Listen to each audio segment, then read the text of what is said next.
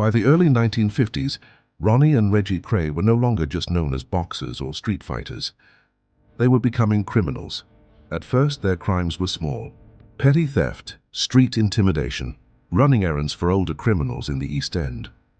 These were testing grounds, ways to see how much power they could take without consequences. They learned quickly. People were easier to control than they expected. A reputation backed by violence went a long way. Shopkeepers paid for protection. Rivals backed down. Arguments ended before they started. Fear did the work for them. But while the twins worked together, their motivations were different. Ronnie enjoyed the intimidation itself, the threat, the dominance. He took pleasure in watching people panic, knowing he controlled the outcome. Reggie focused on structure. He saw crime as a system: money in, control out.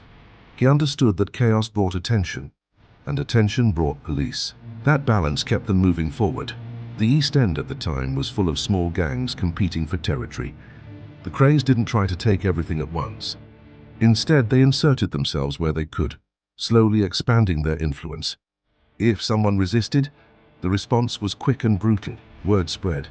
By their early 20s, the twins were earning money through protection rackets and intimidation. They weren't yet wealthy, but they were known. And in the underworld, being known was everything. Their mother, Violet, remained firmly behind them. She defended their actions, justified their violence, and continued to reinforce the belief that her sons were untouchable.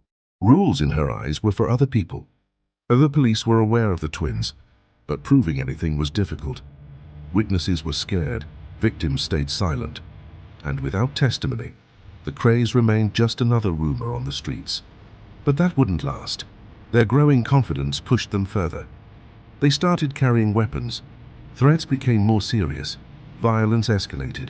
The twins were no longer experimenting with crime. They were committing to it.